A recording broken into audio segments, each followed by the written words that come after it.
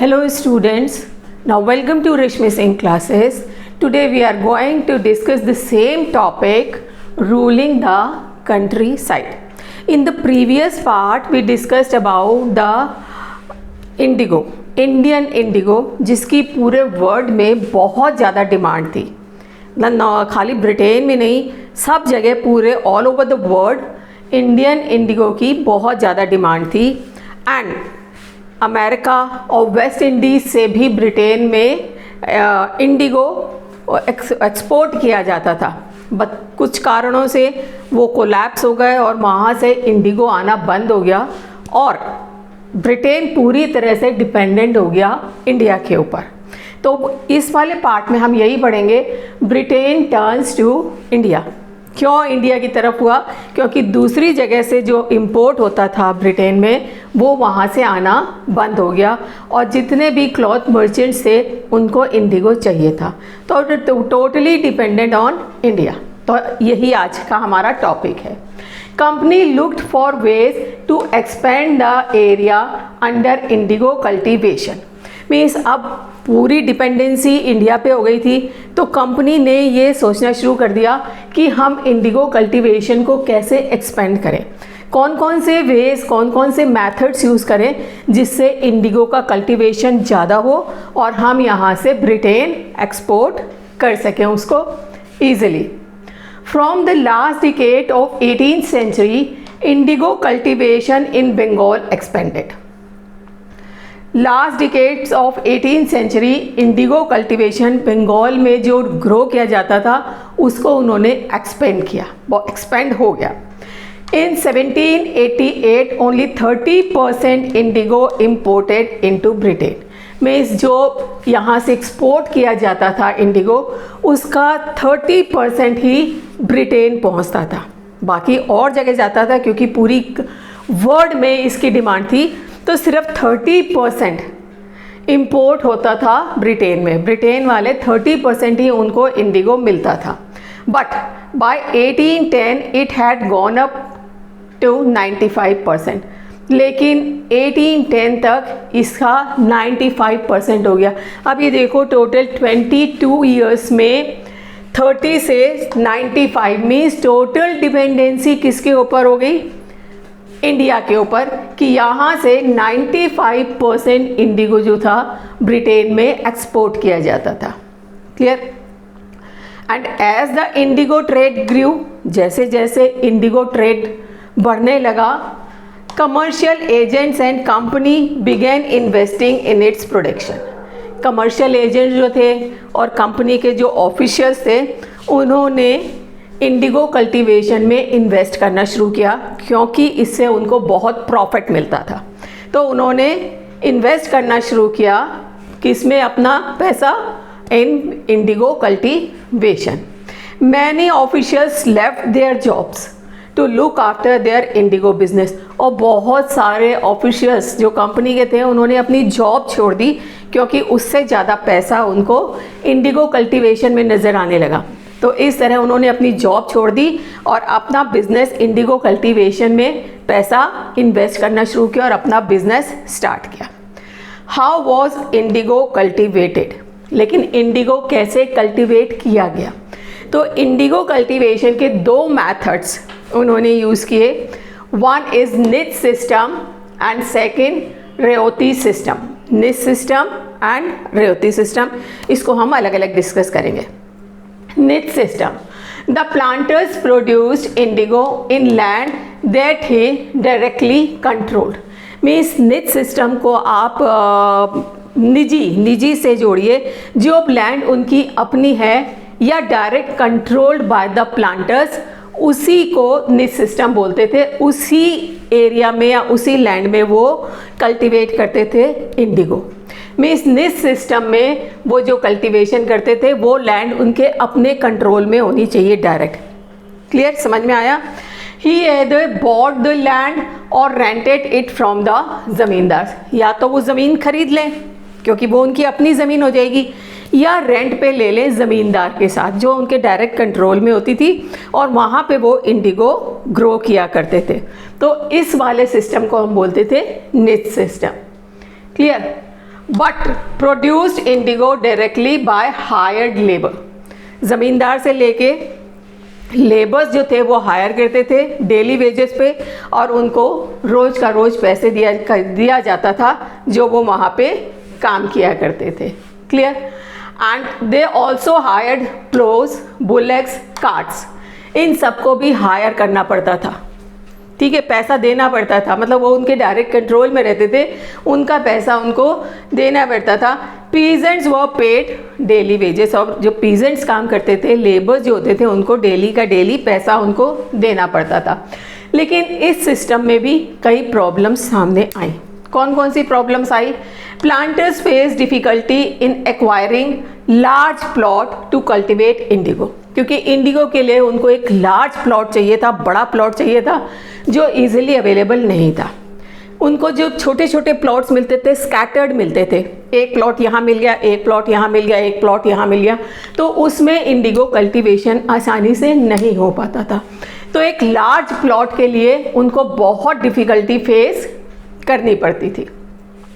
They attempted to lease in the land and evict the peasants, but this always led to conflicts and tension. तो वो ज़्यादातर कोशिश करते थे कि जो उनकी इंडिगो फैक्ट्री है उसके आसपास का जो लैंड है वो किराए पे ले लें या ख़रीद लें। डिपेंड करता था वो कौन सा मेथड यूज़ करते हैं, ख़रीदने का मेथड यूज़ करते हैं या किराए पे। वहाँ पे अगर कोई पीजेंट्स होता था तो उनको कंपेल करते थे, ज़बरदस्ती वहाँ से हटा दिया करते थे थोड़ा बहुत पैसा देकर, कि उस लैंड पे वो कल्टीवेट करेंगे इंडिगो। तो ये प्रॉब्लम बहुत अच्छा नहीं था, क्योंकि हर बार क्या होता था, conflicts and tension, conflict create करना पड़ता था, उनको मार के डरा धमका के वो जगह खाली करवाते थे। तो एक टेंशन सा दिमाग में था कि एक सीज़न हमने ग्रो कर लिया, अगले सीज़न फिर यही काम होगा। तो ये वाला सिस्टम जो था बहुत अच्छा समझ में उनको नहीं आया, क्योंकि प्रॉब्लम क्रिएट होती थी, इसमें टेंशन होता था। एंड इस सिस्टम में on large scale required heavy investment. चलो एक बार क्योंकि वो पावरफुल थे, कंपेल कर सकते थे, प्रेशराइज करके पीजेंट्स को इवेक्ट कर देते थे, हटा देते थे। लेकिन एक प्रॉब्लम जो थी, large scale required a heavy investment. उस लार्ज स्केल जो उनका जो एरिया था वो हैवी इन्वेस्टमेंट मांगता था। कैसे? जैसे suppose for example 1 bigha land थी, दिस 1 बीघा लैंड रिक्वायर्ड 2 प्लोज, उसमें 2 प्लोज या हल की ज़रूरत पड़ती थी, बुलेक्स ऑल्सो। और अगर लार्ज प्लॉट है अबाउट 1000 बीघास, तो इट मीन्स क्या हो गया, 2000 प्लोज। अब 2000 प्लोज को परचेज करना और उसको मेंटेन करना बहुत ज़्यादा डिफ़िकल्ट था, इसलिए ये वाला सिस्टम थोड़ा ब्रिटिशर्स को कम समझ में आया। And the same time peasants, bullocks, ploughs were busy in rice cultivation. और ये वो समय था जिसमें उनको किराए पे भी लेबर्स भी और प्लोज वगैरह कुछ नहीं मिलते थे, क्योंकि उस समय जो पीजेंट्स थे वो अपने राइस कल्टीवेशन में बिजी रहते थे। तो किराए पे भी या हायर करके भी वो बुलेक्स को और प्लोज को नहीं ले पाते थे। तो इस वजह से दे faced a lot of problem. तो निट सिस्टम जो उन्होंने अप्लाई किया उसमें बहुत सारी प्रॉब्लम्स थी। Now the second method, roti system. Roti system, in this system planters made a agreement with directly with ryots. Ryots means peasants. peasants से उनका कॉन्ट्रैक्ट होता था। तो planters force the ryots to sign a contract, और जिसको हम सत्ता कहते थे। पीजेंट्स को फोर्स किया जाता था कि वो एक कॉन्ट्रैक्ट पे साइन करें। And village headman to sign the contract on behalf of ryots. जो विलेज हेडमैन था, जिसको मैंने आपको महलवाड़ी में बताया था कि उसको राइट मिला हुआ था टू कलेक्ट द रेवेन्यू, तो यहाँ पे उसी का उसको कॉन्ट्रैक्ट दिया हुआ था कि वो सारे रयट्स के बिहाफ पे कॉन्ट्रैक्ट साइन करेगा। अगर एक बार उसने कॉन्ट्रैक्ट साइन कर दिया तो रयट्स को वहाँ पे इंडिगो कल्टीवेट करना ही पड़ेगा, कंपल्सरी हो जाता था, ठीक है, on behalf of ryots. And the planter gave money in advance at low rate of interest to the ryots. अब प्लांटर्स क्या करते थे, उनको फाइनेंशियल कंडीशन पता थी पीजेंट्स की, तो वो उनको लोन प्रोवाइड करते थे कि बीज खरीदे या इंसेक्टिसाइड्स, जो भी ज़रूरी चीज़ें हैं वो खरीदिए, और बहुत लो इंटरेस्ट रेट पे रहता था ये जो पैसा एडवांस दिया जाता था।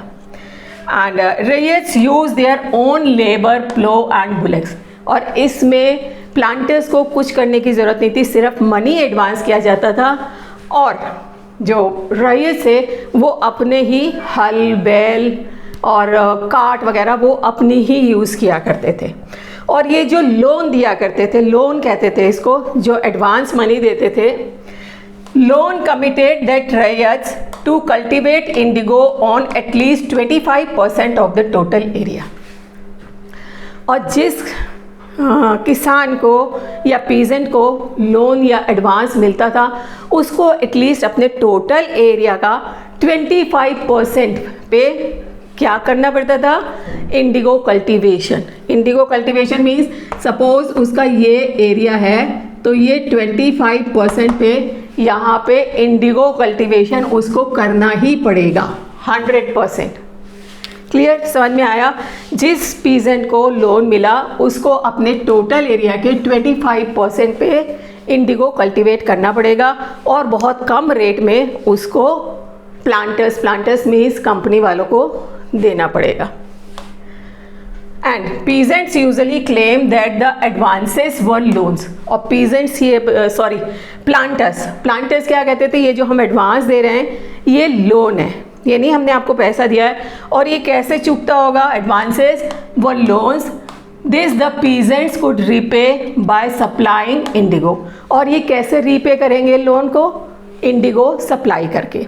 जब तक वो इंडिगो सप्लाई करते रहेंगे साल दर साल उनका लोन उतरता रहेगा, और जब वो मना कर देंगे कि हम नहीं ग्रो कर रहे इंडिगो, तब क्या होता था, refusal resulted in brutal beating. Means अगर वो मना कर देते थे कि हम इंडिगो ग्रो नहीं करेंगे, क्योंकि इंडिगो की सबसे बड़ी प्रॉब्लम ये थी, अगर इंडिगो ग्रो कर देते थे तो उसकी जो ज़मीन की फर्टिलिटी थी वो ख़त्म हो जाया करती थी, वो ख़त्म हो जाती थी, और उसमें दोबारा राइस नहीं कल्टीवेट कर सकते थे। तो कुछ समय के बाद अगर जो पीजेंट है वो रिफ्यूज़ करता था ग्रो करने के लिए Indigo, resulted in brutal beating, उनकी बहुत बुरी तरह पिटाई होती थी।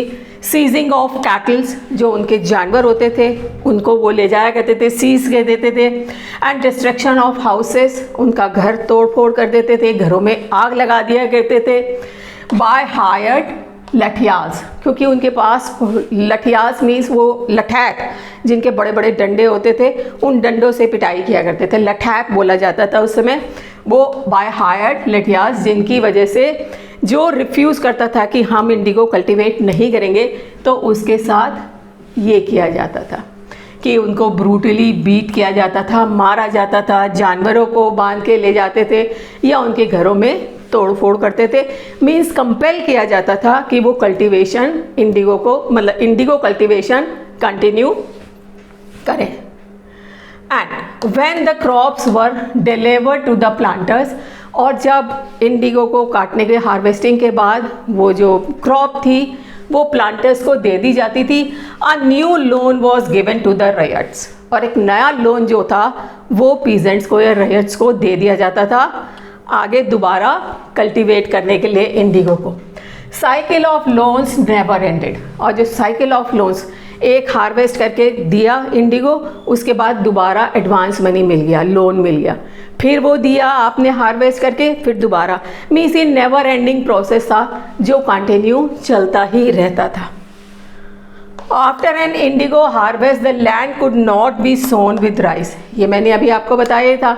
किसानों ने रिफ्यूज़ करना क्यों शुरू कर दिया, क्योंकि लैंड की फर्टिलिटी इससे ख़त्म हो जाती थी और वहाँ पे दोबारा वो चावल वहाँ पे बो नहीं सकते थे। ठीक है, दोनों आपको पता चल गए methods. Both the systems were oppressive for the peasants, peasants के लिए दोनों ही सिस्टम ऑपरेसिव थे, दोनों बहुत बेकार थे, अच्छे नहीं थे। And led to revolt in the mid 19th century, और जब प्रेशर बहुत ज़्यादा बढ़ गया, कहते हैं ना ज़्यादा से ज़रूरत से ज़्यादा सताने से एक बार रिवोल्ट हो जाता है। चींटी है, चींटी भी आपको काटेगी तो हम उसको मार देते हैं। तो उसी तरह इतना प्रेशर कंपेल करने के बाद अल्टीमेटली जो रईस थे उन्होंने रिवोल्ट कर दिया, जिसको हम ब्लू रिबेलियन कहते हैं, और नेक्स्ट सेशन में हम वो पढ़ेंगे। Sir and led to revolt in the mid 19th century, और मिड 19th सेंचुरी में जो पीजेंट्स थे उन्होंने प्लांटर्स के अगेंस्ट रिवोल्ट कर दिया, क्योंकि दोनों सिस्टम पीजेंट्स के लिए बड़े ऑपरेसिव थे, अच्छे नहीं थे। क्लियर बेटा, समझ में आ गया होगा। निज सिस्टम एंड रियोती सिस्टम, रियोती सिस्टम ध्यान रखिएगा, रईस मीन्स पीजेंट्स, डायरेक्ट उनसे कॉन्ट्रैक्ट होता था, और निज सिस्टम, निज से निजी से याद रखिए, जो हमारी प्राइवेट प्रॉपर्टी होती है, तो इसमें प्लांटर्स उसी पे कल्टीवेट कर सकता था इंडिगो जो उसकी प्राइवेट प्रॉपर्टी थी या उसके डायरेक्ट कंट्रोल में थी।